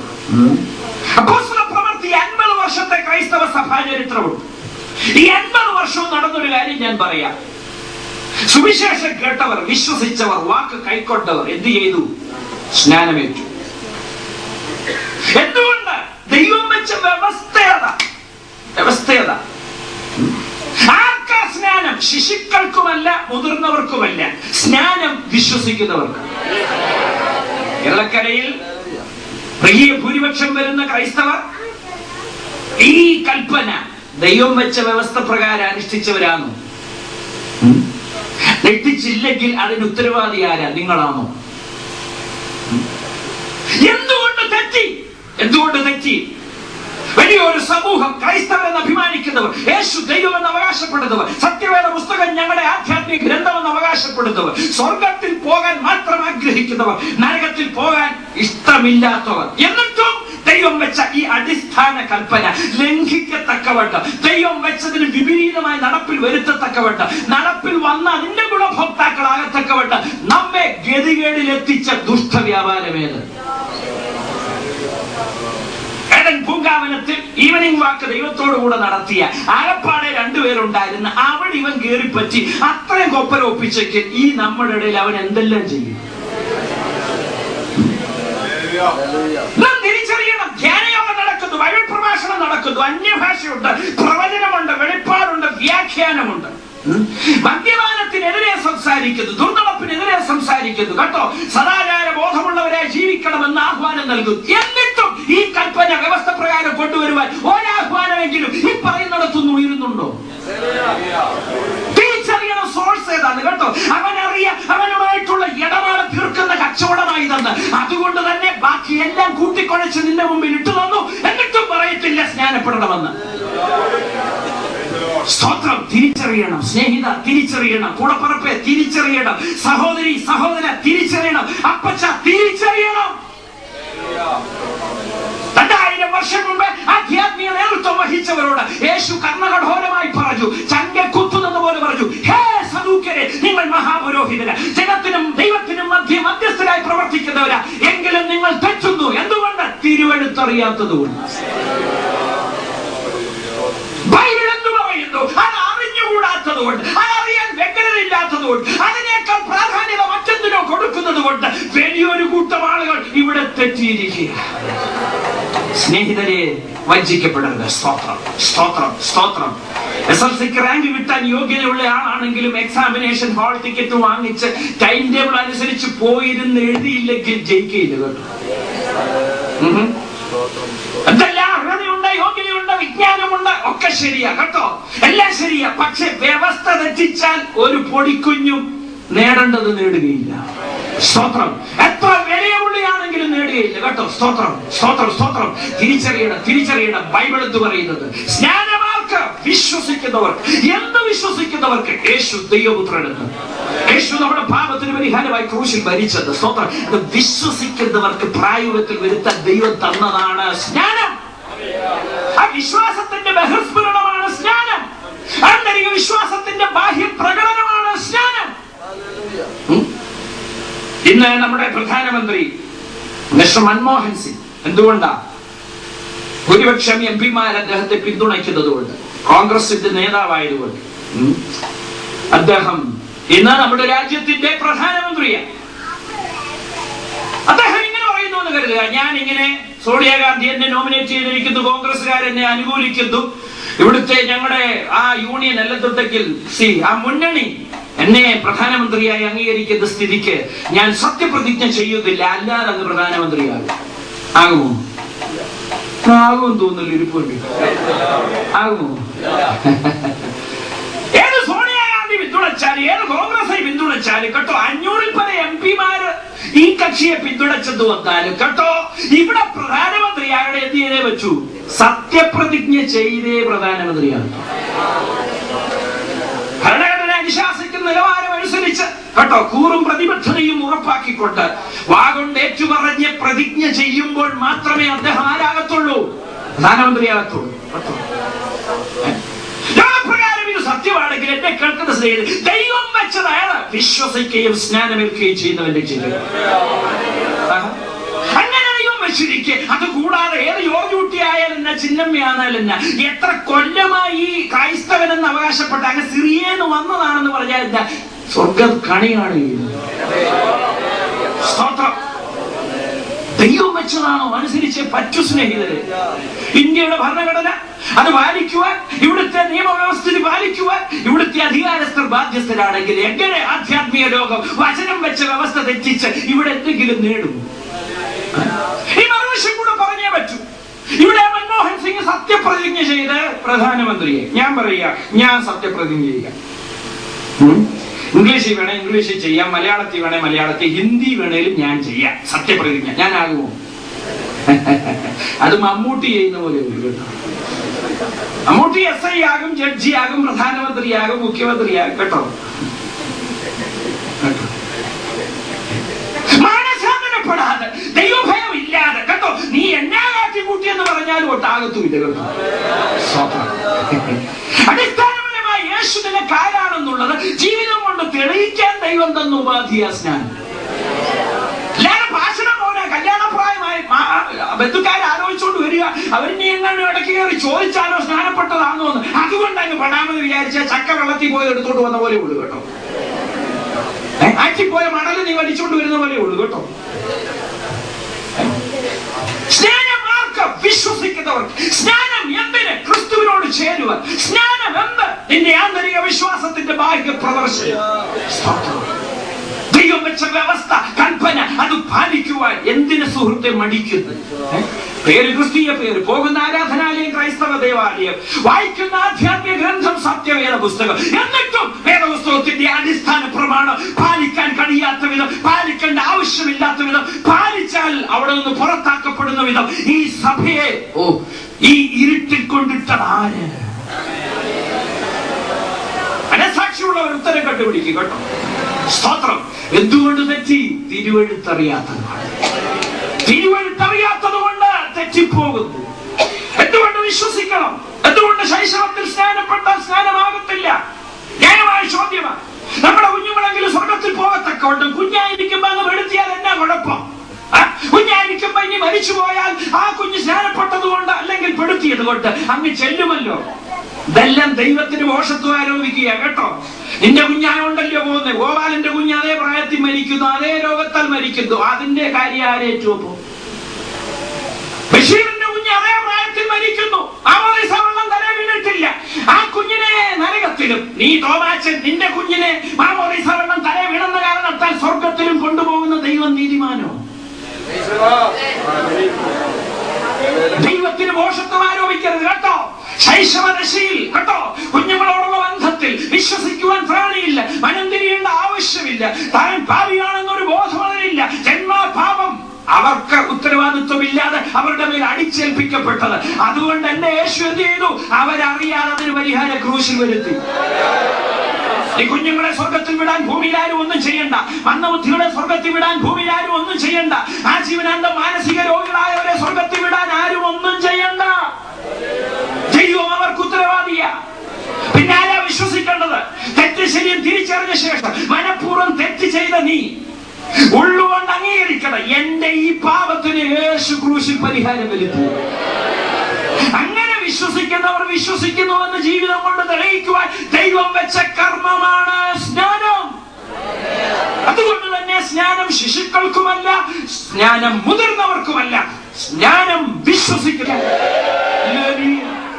ഉച്ചഭാഷയുടെ ശബ്ദപരിധിയിൽ ഞങ്ങളെ ശ്രമിക്കുന്ന മാന്യ സ്നേഹിതരെ, പ്രിയ കൂടപ്പറപ്പെ, ഇനിയെങ്കിലും വഞ്ചിക്കപ്പെടരുത്. ദൈവവചനത്തിന്റെ വ്യവസ്ഥയിൽ നിന്ന് ബഹുദൂരം നമ്മെ അട്ടിപ്പായിച്ച ആ ഇരുട്ടിന്റെ ശക്തി ഇന്ന് രാത്രി തിരിച്ചറിയണം കേട്ടോ. സ്തോത്രം, സ്തോത്രം, സ്തോത്രം. രാത്രി നീ നെഞ്ചും നെറ്റിയും കാണിച്ചു നട്ടല്ലോട് അവന്റെ നേരെ എഴുന്നേറ്റെന്ന് പറയണം, ഹേ പിശാചേ, ഇത്രയും നാളെ നീ എന്നെ അമ്മാനമാണ്. പാരമ്പര്യത്തിന്റെ ബന്ധനത്തിൽ നീ എന്നെ തളച്ചിട്ടു, ദുരുപദേശത്തിന്റെ ബന്ധനത്തിൽ എന്നെ തളച്ചിട്ടു. ഇല്ല, ഞാൻ ഇനി അതിൽ തുടരുകയില്ല. ഞാൻ മുക്തനാകും. സത്യമുണ്ടെങ്കിൽ സത്യത്താൽ ഞാൻ സ്വതന്ത്രനാകും. എത്ര പേർ നട്ടല്ലോട് എഴുന്നേൽക്കും സത്യത്തിന്? ഇവിടെ ആരെങ്കിലും സ്നാനപ്പെട്ടെങ്കിൽ പെന്തക്കോസ്തി ചേരുകയല്ല കേട്ടോ. ഇവിടെ ആരെങ്കിലും സ്നാനപ്പെട്ടെങ്കിൽ ന്യൂ ഇന്ത്യയിലോ IPCയിലോ ചർച്ചകോടിലോ ചേരാനല്ല. സ്നാനം ക്രിസ്തുവിനോട് ചേരാനാണ്. ചില പറയുന്നത് കേട്ടിട്ടുണ്ട്, സ്നാനപ്പെടുന്ന നായരുണ്ട്, പക്ഷെ ഇവരുടെ കൂടെ വേണമല്ലോ കൂടാൻ. ഇവിടെ ആരും ആരുടെയും കൂടെ കൂടുന്നില്ല കേട്ടോ. ക്രിസ്തുവിനോടാ കൂടുന്നത്. ക്രിസ്തുവിനോട് ചേർന്ന് പോയാൽ ക്രിസ്തുവിന്റെ കൂടെ ഉള്ളവരെല്ലാം പിന്നെ അതിന്റെ കൂടെ പുറപ്പാണ്. അത് ഉഗാണ്ടയിലുണ്ട്, നമ്മുടെ പെനാങ്കിലും ഉണ്ട് കേട്ടോ, ശ്രീലങ്കയിലും ഉണ്ട് കേട്ടോ, ആഫ്രിക്കയിൽ ഒന്നാം തരം അവരുമുണ്ട് നമ്മുടെ കൂട്ടത്തിൽ. Praise God. പ്രിയപ്പെട്ടവരെ, ദൈവസന്നിധിയിൽ അതും ഇതും പറഞ്ഞ് നീട്ടിക്കൊണ്ടുപോയി അവസാനം നാശത്തിൽ ചെന്ന് നിവധിക്കരുത് കേട്ടോ. നീ ഇന്ന് എടുക്കുന്ന തീരുമാനത്തിന്റെ താമസം നിന്റെ തലമുറകളുടെ ശാപത്തിന് കാരണമാണ്. നീ എന്താ ഇത്ര ബുദ്ധിമുട്ടൊന്ന്? സ്നാനപ്പെടാൻ ആഗ്രഹം ഉണ്ടായിട്ടും സത്യമാണെന്ന് അറിഞ്ഞിട്ടും വലിയൊരു പങ്കാളികൾക്ക് ബുദ്ധിമുട്ട് എന്തുകൊണ്ടാ? അപ്പച്ചൻ ജീവിച്ചിരിക്കുന്ന എന്തോ വിചാരിക്കും. അമ്മച്ചിയുടെ മുഖത്ത് എങ്ങനെ നോക്കും? അളിയനെ വല്ലപ്പോഴൊന്ന് സഹായിക്കുന്ന ആ അളിയൻ പിന്നെ വിളിക്കാതിരുന്നാലോ? മോള് വളർന്നു വരുന്നു, അവളുടെ കാര്യം എന്തോ ആകും. സ്തോത്രം. ഇത്രയും നീ ഞെളിവിരിക്കൊള്ളാൻ കാര്യം എന്താ? നിന്റെ പിതാവ് ഈ സത്യം അറിഞ്ഞിട്ടും അവഗണിച്ചതുകൊണ്ട്. സ്തോത്രം. ആ പിതാവ് ഈ സത്യം കേട്ടിരുന്ന കാലത്ത് ആ സത്യം അനുസരിക്കാൻ ചുവടെടുത്ത് വെച്ചിരുന്നെങ്കിൽ നിനക്ക് ഈ ബുദ്ധിമുട്ടിന്നുണ്ടാകുമായിരുന്നു. നാളെ നിന്റെ സന്തതികൾക്ക് സ്വർഗത്തിലേക്ക് വഴിവെട്ടാൻ ഇന്നും നീ ദൈവകൽപ്പന അനുസരിക്കും. ഞാൻ സ്നാനമേറ്റപ്പോൾ ഭൂമിയിൽ ആരും എന്നെ പരിഹസിപ്പാനില്ലായിരുന്നു, കുറ്റപ്പെടുത്തുവാനില്ലായിരുന്നു, ചോദ്യം ചെയ്യുവാനില്ലായിരുന്നു. എന്തുകൊണ്ട്? എന്റെ പിതാവ് എനിക്ക് മുമ്പ് സ്നാനപ്പെട്ടവനായിരുന്നു. സത്യം ഗ്രഹിച്ചു കഴിഞ്ഞപ്പോൾ 12ാമത്തെ വയസ്സിൽ ഞാൻ സ്നാനമേറ്റു. എന്റെ പിതാവിനോട് ഞാൻ സ്നാനപ്പെടണമെന്ന് ആവശ്യപ്പെട്ടപ്പോൾ ഡാഡി പറഞ്ഞു, നീ കുഞ്ഞല്ലേ, വെച്ചുകൂടാകട്ടെ, നിനക്കൊല്ലോ മനസ്സിലായോ, ഗ്രഹിച്ചു, എന്തുകൊണ്ടാ? ഞാൻ ഇങ്ങനെ ഡാഡിയോട് ചോദിച്ചത്, ദൈവത്തിന് എന്നെ തന്റെ ആത്മാവിനാൽ നിറയ്ക്കാമെങ്കിൽ ഡാഡിക്ക് എന്നെ സ്നാനപ്പെടുത്തുന്നതിനാണ് ബുദ്ധിമുട്ട്. പരിശുദ്ധാത്മ സ്നാനം പ്രാപിച്ച് സന്തോഷിച്ചുകൊണ്ടിരുന്ന ആ ദിനങ്ങളിലെ സ്തോത്രം എന്റെ പിതാവിനോട് ഞാൻ പറഞ്ഞു, ദൈവം എന്നെ ആത്മാവിനാൽ നിറച്ചതാ, എനിക്കറിയാം ക്രിസ്തുവിനോട് ചേരുവാനാ സ്നാനമെന്ന്. ഞാൻ ഇനിയും പെട്ടില്ലെങ്കിൽ പിന്നെപ്പോഴാ പെടുന്നത്? സത്യത്തിന്റെ ആത്മാവ് വരുമ്പോഴോ അവൻ നിങ്ങളെ സകല ഗതികേടിലും വഴി നടത്തുമെന്നല്ല, സകല സത്യത്തിലും വഴി നടത്തും. Praise God. വലിയൊരു കൂട്ടം ആളുകൾ അന്യഭാഷ പറയുന്നുണ്ട്, പ്രവചിക്കുന്നുണ്ട്, വെളിപ്പാട് കാണുന്നുണ്ട്. ആ യോഗത്തിനൊന്ന് കൂടണം, എന്തൊരാനന്ദമാ. ആത്മാവ പ്രാപിച്ചെങ്കിൽ ആദ്യം ചെയ്യുന്നത് നിന്റെ സത്യത്തിലേക്ക് വഴി നടത്തും. അപ്പോൾ തന്നെ സ്നാനപ്പെടുന്നതിന് മുൻപേ ആത്മസ്നാനം പ്രാപിക്കാൻ ഒക്കുമോ? ഒക്കും. ദൈവവചനത്തിൽ തെളിവുണ്ട്. കൊർന്നല്യോസിന്റെ ഭവനത്തിൽ ജാതികൾ തിങ്ങിക്കൂടിയിരിക്കുന്നു. പത്രോസ് പ്രസംഗിക്കുന്നു. ആദ്യമായി സുവിശേഷം അവർ കേൾക്കുക. വചനം കേൾക്കൽ അവരെന്ത് ചെയ്തു? അന്യഭാഷയിൽ സംസാരിച്ചു കേട്ടോ. കൊർന്നല്യോസിന്റെ ഭവനത്തിൽ കൂടിയതായ ആളുകൾ പത്രോസ് പ്രസംഗിച്ചുകൊണ്ടിരുന്നപ്പോൾ എന്ത് ചെയ്തു? അന്യഭാഷയിൽ സംസാരിച്ചു. അപ്പൊ മറിച്ചൊരു ചോദ്യം, ഇവരെപ്പോഴാ രക്ഷിക്കപ്പെട്ടെ? ഉത്തരം ഇത്രയേ ഉള്ളൂ, വചനം കേൾക്കയിൽ അവരത് വിശ്വസിച്ച് കൈക്കൊണ്ടു. ഇനി വന്നപ്പോഴാ പത്രോസ് പറഞ്ഞു, നമ്മെ പോലെ ആത്മാവ് ലഭിച്ച് ഇവരെ വെള്ളം വിലക്കുവാൻ ആർക്ക് കഴിയുമെന്ന് പറഞ്ഞ് ഉടൻ സ്നാനപ്പെടുത്തുവാൻ കൽപ്പന കൊടുക്കുകയും സ്നാനപ്പെടുത്തുകയുമായിരുന്നു കേട്ടോ. ഇവിടെ നേരെ തിരിച്ച ആത്മസ്നാനം പ്രാപിച്ചെന്ന് പറയുമ്പോഴും വെള്ളം വിലക്കാൻ ആർക്ക് കഴിയും? ഇവിടെ ഉള്ളവർക്ക് കഴിയും. ഇത്രയൊക്കെ മതി, ബാക്കി ഒന്നും വേണ്ടാന്നേ. ഈ പറയുന്നത് മതിയെന്നേ. കഴിയും. നേതൃത്വം ഉണ്ട് ഇവിടെ തടയാൻ, നേതൃത്വം ഉണ്ട് ഇവിടെ. അവര് പോയി സ്നാനപ്പെട്ടേച്ച് വന്നു പറയും പെടരുത്. അതാ അതിനേക്കാൾ. കഴിഞ്ഞ ദിവസം ഒരു പരമാർത്ഥിയായ ഉപദേശി എന്റെ അടുക്കൽ വന്നത് ഇതിനു വേണ്ടിയാ. പാസ്റ്ററെ, ഒരു ഉപകാരിച്ചു. എന്തോ വിഷയം? എനിക്ക് സ്നാനപ്പെടണം, പക്ഷെ ആരും അറിയരുത്, എന്നെ ഒന്ന് സ്നാനപ്പെടും. ഞാൻ ചോദിച്ചു, അതിന് ഇത്ര അത്യാവശ്യം? ഞാൻ ഒരു 3 കൂട്ടായ്മ നടത്തുന്നുണ്ട്, എല്ലാരും കൂടെ കൂടിയ ഒരു 1200 പേരുണ്ട്. എനിക്ക് വചനത്തിൽ നിന്ന് അത് സത്യമാണെന്ന് ബോധ്യമായിട്ടുണ്ട്. പക്ഷെ ഞാൻ സ്നാനപ്പെട്ട് കഴിഞ്ഞ് ഇവരാരും പിന്നെ എന്റെ കൂടെ കാണത്തില്ല. അപ്പൊ അവരെ ഈ സത്യം ഗ്രഹിപ്പിക്കുകയും ചെയ്യാൻ സാവകാശത്തിൽ അപ്പൊ തന്നെ എന്റെ കാര്യം ദൈവസന്നിധിയിൽ എനിക്കൊരു പ്രാഗൽഭ്യവും തന്റെയോടും ആകുകയും ചെയ്യും. അപ്പൊ തന്നെ ഇവരെ വിട്ടുപോകാതിരിക്കത്തക്കോണ്ട് എനിക്ക് എന്ത് ചെയ്യാം? ആ നേതൃത്വം മാനേജ് ചെയ്യാനും പറ്റും. പക്ഷെ ഒന്ന് സഹായിക്കാം. അദ്ദേഹത്തിന്റെ ആത്മാർത്ഥി ഞാൻ ചോദ്യം ചെയ്യത്തില്ല, സിൻസിയറിറ്റിയെ ഞാൻ അംഗീകരിക്കുന്നു. കുറഞ്ഞ പക്ഷെ തുറന്നോട് കാര്യം പറഞ്ഞു. ഞാൻ ചോദിച്ചു, സ്നേഹിത, താങ്കൾ ഇതാണെങ്കിൽ താങ്കളുടെ കൂടെ വരുന്നവരെന്തുമായിരിക്കും? സാക്ഷാൽ നേതാവ് ഇത് സംബന്ധിച്ച് ലജ്ജിക്കുന്നു, ഇത് ഒളിവിൽ നടത്തുവാൻ ആഗ്രഹിക്കുന്നു, അത് നടത്തിയതിന് ശേഷവും നടന്നിട്ടില്ല എന്ന നിലയിൽ ജീവിക്കാൻ ആഗ്രഹിക്കുന്നു. ഇതാ താങ്കളുടെ സ്ഥിതിയെങ്കിൽ പുറകെ വരുന്നവരുടെ സ്ഥിതി എത്തുവാകും. മറുവശം ഞാൻ പറഞ്ഞു, സ്നേഹിത, താങ്കൾ വിവാഹിതനായി ഭാര്യയുടെ കൂടെ നടക്കാൻ താങ്കൾ ലജ്ജിക്കുന്നെങ്കിൽ വിഷയം എന്നാ കാര്യം? അവളെന്റെ ഭാര്യയാണെന്ന് പറയുവാൻ താങ്കൾക്ക് തന്റെ ഇടമില്ലെങ്കിൽ, ഇനി തിരിച്ച് അവർക്ക് താങ്കൾ ഭർത്താവാണെന്ന് പറയുവാൻ അഭിമാനമില്ലെങ്കിൽ താങ്കൾ എന്ത് കരുതും അതിനെ കുറിച്ച്? കിട്ടിയ കുട്ടി എന്തേ പത്രക്കാർ വരുമ്പോൾ കയറി ഒളിച്ചിരിക്കുന്നു. സ്നേഹിത, താങ്കൾ ഇത് മറഞ്ഞിരുന്ന് ഒളിച്ചിരുന്ന് ആരും അറിയാതെ ചെയ്യാൻ ആഗ്രഹിക്കുന്നെങ്കിൽ ഇതെന്താ മോഷണം വല്ലതുമാണ്? ഇതെന്നെ അവിഹിത ബന്ധം വല്ലതുമാണ്? ഇരുട്ടത്ത് പാത്തും പമ്മിയും ചെയ്യത്തക്കവണ്ണം ആരും അറിയാതെ ചെയ്യത്തക്കവണ്ണം ഇതെന്നെ ഏതോ മോശമായ കാര്യമാണ്. താങ്കൾക്ക് ഇത് സംബന്ധിക്കുന്ന കാഴ്ചപ്പാടിന് വ്യത്യാസം ഉണ്ടാകണം. ഇത് IPCയോട് ചേരുവല്ല, പെന്തക്കോസ്തിനോട് ചേരുവല്ല, വേർപാടുകാരോട് ചേരുവല്ല കേട്ടോ. ഇത് ക്രിസ്തുവിനോട് ചേരുന്ന അനുഗ്രഹീത അനുഭവം. സ്തോത്രം. അധ്യാപനമുണ്ടെങ്കിൽ പുസ്തകം എടുത്തുകൊണ്ട് കിട്ടിയ പ്രകാശം ജനത്തിന്റെ മുമ്പിൽ വിളിച്ചു പറയാം. സ്തോത്രം. എന്നെ കേൾക്കുന്ന പ്രിയപ്പെട്ടവരെ, സ്തോത്രം. സ്നാനം വലിയൊരു കൂട്ടം സത്യമാണെന്ന് ഗ്രഹിച്ചിട്ടും എന്തുകൊണ്ട് ഒളിച്ചും പാത്തും പോയി സ്നാനപ്പെടേണ്ടി വരുന്നു? വലിയൊരു കൂട്ടം സ്നാനപ്പെടാതിരിക്കുന്നു. എന്താ വിഷയം? കാരണമെന്ന ഇതിന്റെ പിന്നിൽ പ്രവർത്തിച്ച ദുഷ്ട വ്യാപാരമേതാ തിരിച്ചറിയുന്നു. യേശു 2000 വർഷം മുമ്പ് സദൂക്യരോട് വിളിച്ചു പറഞ്ഞത് ഞാൻ ഇവിടെ നിന്ന് വിളിച്ചു പറയാ, ഹേ നിങ്ങൾ തെറ്റിപ്പോകുന്നു. എന്തുകൊണ്ട്? തിരുവെഴുത്തറിയാത്തത്. സ്തോത്രം. സ്നാനം ക്രിസ്തുവിനോട് ചേരുവാൻ, സ്നാനം ക്രിസ്തുവിനെ ധരിക്കുവാൻ, സ്നാനം നല്ല മനസാക്ഷിക്കായുള്ള അപേക്ഷ, സ്നാനം പഴയ മനുഷ്യനെ കുഴിച്ചിടുന്ന പ്രക്രിയ, പ്രതീകാത്മക പ്രക്രിയ. ഇന്ന് രാത്രി എന്നെ കേൾക്കുന്ന പ്രിയ സുഹൃത്തെ, ഇതുവരെ നീ സ്നാനപ്പെട്ടിട്ടില്ലെങ്കിൽ പേരെന്തുമായിക്കൊള്ളട്ടെ, ജാതി ഏതുമായിക്കൊള്ളട്ടെ, സഭാവിഭാഗം ഏതുമായിക്കൊള്ളട്ടെ, തന്റെ ഇടത്തോടുകൂടെ ആ സത്യത്തിന് സാക്ഷ്യം വഹിക്കും. സ്തോത്രം, സ്തോത്രം, സ്തോത്രം. ലോകത്തിൽ വെച്ച് നിനക്ക് എന്തെങ്കിലും നേട്ടം നേടാമെങ്കിൽ ഇതിനേക്കാൾ സന്തോഷകരമായ അനുഗ്രഹകരമായ വേറൊരു നേട്ടമില്ല. സ്തോത്രം. ക്രിസ്തുവിനോട് ചേരും, ക്രിസ്തുവിനോട് ചേരും. ബിൽക്യു ഷെയ്ഖ് എന്ന പാകിസ്ഥാനിലെ രാജകുടുംബത്തിൽപ്പെട്ട വനിത, അവർ സ്നാനപ്പെട്ട കാര്യം ഞാൻ വർഷങ്ങൾക്ക് മുമ്പ് വായിച്ചത് ഞാൻ ഓർക്കുന്നു. സ്നാനമെന്ന സത്യം അവർ രഹസ്യ ക്രിസ്ത്യാനിയായിരുന്നപ്പോൾ വായിച്ച് ഗ്രഹിച്ചു തിരുവചനത്തിൽ കൂടി. അതുകൊണ്ട് തന്നെ സ്നാനപ്പെടാതിരിക്കുമ്പോൾ ഭയങ്കര അസ്വസ്ഥത. രഹസ്യ ക്രിസ്ത്യാനിയ സ്നാനപ്പെടുത്താൻ ആരും തനിക്കില്ല. വളരെ വിഷമിച്ചു. വചനത്തിൽ നിന്ന് സത്യം പരിഗ്രഹിച്ചു. ആ സത്യം അവളെ അസ്വസ്ഥയാക്കി. ആ സത്യം അവളുടെ സമാധാനം കെടുത്തി. അവൾ എന്ത് ചെയ്തെന്ന് കേൾക്കണം. ബാത്ടബിൽ കയറി വെള്ളം നിറച്ചിട്ട് അതിനകത്ത് ഇറങ്ങിയിട്ട്, ബിൽക്യു ഷെയ്ഖെ ഞാൻ നിന്നെ പിതാവിന്റെയും പുത്രന്റെയും പരിശുദ്ധാത്മാവിന്റെയും നാമത്തിൽ സ്നാനപ്പെടുത്തുന്നത് പറഞ്ഞ് തന്നെത്താൻ സ്നാനപ്പെടുത്തി. സ്തോത്രം. ഈ സത്യം അകത്തോട്ട് കയറിയ ഇതുപോലെ നീ ഞെളിവരി വിടും കേട്ടോ. അപ്പൊ ഇത് കേൾക്കുമ്പോ ചിലപ്പോൾ ഉള്ളിൽ സന്തോഷം, അങ്ങനെയും പെടാൻ വന്നാ ഞാൻ അങ്ങ് പെട്ടേക്കാം. രണ്ട്, ഇവരിവിടെ കൊണ്ടിടത്തോളം അത് ദൈവം സമ്മതിക്കും.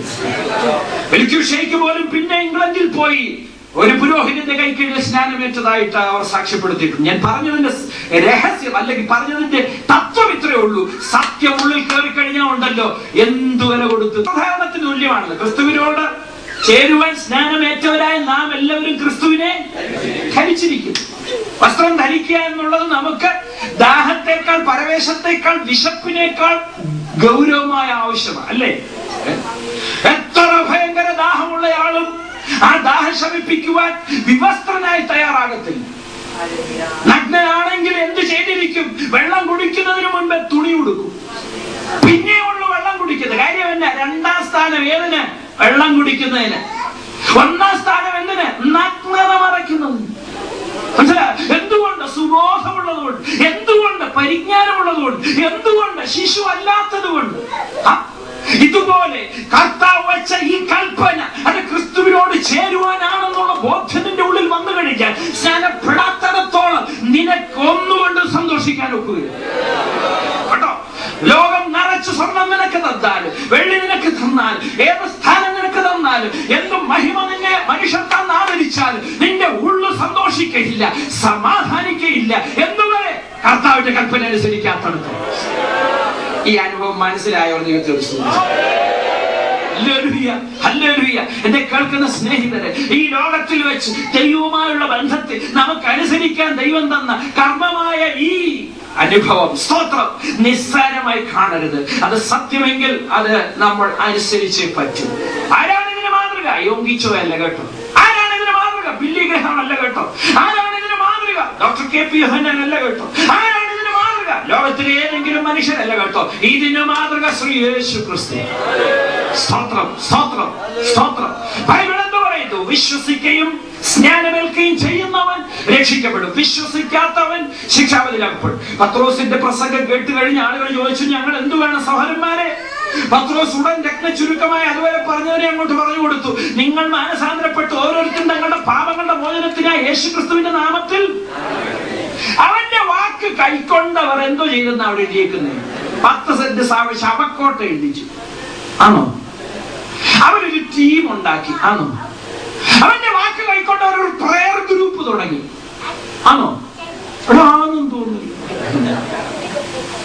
എല്ലാ ചൊവ്വാഴ്ചയും ഒരു കോട്ടേജ് മീറ്റിംഗ്, റിവൈവൽ മീറ്റിംഗ് വീട്ടിൽ വെച്ചു. ആണോ?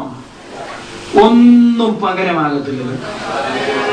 ദൈവത്തിന്റെ വചനത്തിന്റെ സത്യം നീ ഗ്രഹിച്ചു കഴിഞ്ഞിട്ട് അതിന് പകരം പന്തലിട്ട് കൺവെൻഷൻ നടത്തിയതുകൊണ്ട് മനസാക്ഷിയുടെ ആക്ഷേപം മാറത്തില്ല. 10 സെന്റ് ശവക്കോട്ട എഴുതിയോണ്ടോ ടീം ഉണ്ടാക്കിയതുകൊണ്ടോ പ്രയർ സെന്റ് തുടങ്ങിയോണ്ടോ മനസാക്ഷിയുടെ ആക്ഷേപം മാറത്തില്ല. ദൈവത്തിന്റെ വചനത്തിന്റെ വ്യവസ്ഥ ഗ്രഹിച്ചു കഴിഞ്ഞതിന് ശേഷം ആധ്യാത്മിക ലോകത്ത് എന്തെല്ലാം നീ കാട്ടിക്കൂട്ടിയെന്ന് വന്നാലും അത് നിനക്ക് സ്വസ്ഥത തരത്തില്ല. ബൈബിൾ പറയുന്നു, പത്രോസ്ലീഹയുടെ പ്രസംഗം കേട്ട് അവന്റെ വാക്ക് കൈക്കൊണ്ടവർ സ്നാനമേറ്റു. അന്ന് 3000-ഓളം പേര് അവരോട് ചേർന്നു. സ്തോത്രം. പ്രത്യേകത്തിൽ വാക്ക് കൈക്കൊണ്ടവര്. അതുകൊണ്ട് തന്നെ തെളിയുന്ന മറ്റൊരു കാര്യമുണ്ട്. എന്ത്? കൈക്കൊള്ളാത്തവർ അവിടെ ഉണ്ടെന്ന്. സാക്ഷാൽ പെന്തക്കോസ്ത് നാളിൽ 3000 പേര് സ്നാനപ്പെട്ടപ്പോ പെടാൻ ഇഷ്ടമില്ലാത്തവരുണ്ടെങ്കിൽ ഇന്ന് എത്ര കാണും? നീ ഏത് കൂട്ടത്തിലാ അവനവൻ നിശ്ചയിച്ച? പരിശുദ്ധാത്മാവ് ഇറങ്ങി വന്ന ആ ദിവസം ഇത്രയും വലിയ പ്രതിഭാസത്തിന്റെ ഭാഗമായി ജനസഹസ്രങ്ങൾ അങ്ങോട്ട് പോയി കർത്താവിന്റെ കൽപ്പന അനുസരിക്കാൻ തയ്യാറായെങ്കിൽ, സ്തോത്രം. എന്നെ കേൾക്കുന്ന പ്രിയപ്പെട്ടവരെ, അന്നും അതിന് തയ്യാറെടുക്കാത്തവരുണ്ട് കേട്ടോ. നീ ഏത് കൂട്ടത്തിൽ? ഏത് കൂട്ടത്തിൽ?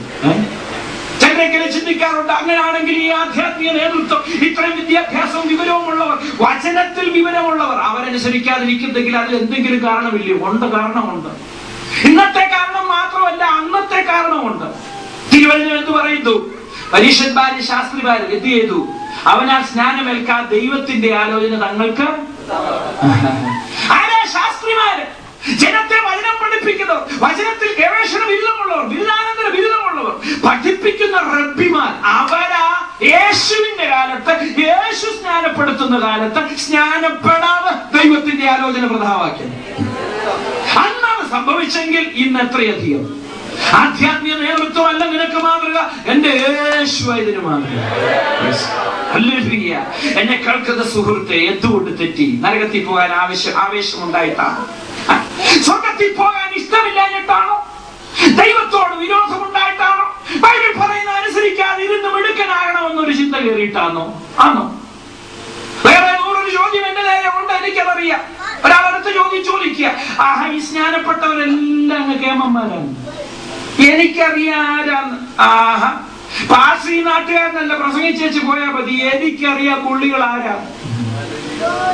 അന്ന് സ്നാനപ്പെട്ടെന്നും പറഞ്ഞ ആയോ പാസ്? സ്നാനപ്പെടാത്തവർ ഈ പെട്ടവരൊക്കെ എത്ര നല്ലതാ. ഈ പറഞ്ഞതിനകത്തൊക്കെ ഇച്ചിരി സത്യം ഉണ്ട് കേട്ടോ.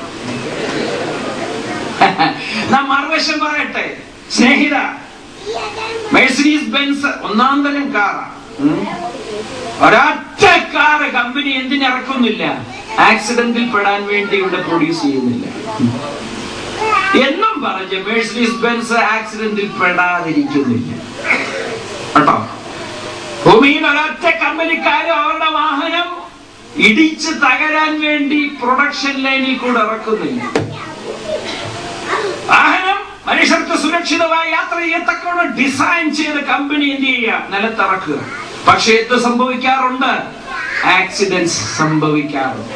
എന്നും പറഞ്ഞ് കമ്പനി പ്രൊഡക്ഷൻ നിർത്തുന്നുമില്ല, കാറല്ലാതാകുന്നുമില്ല കേട്ടോ.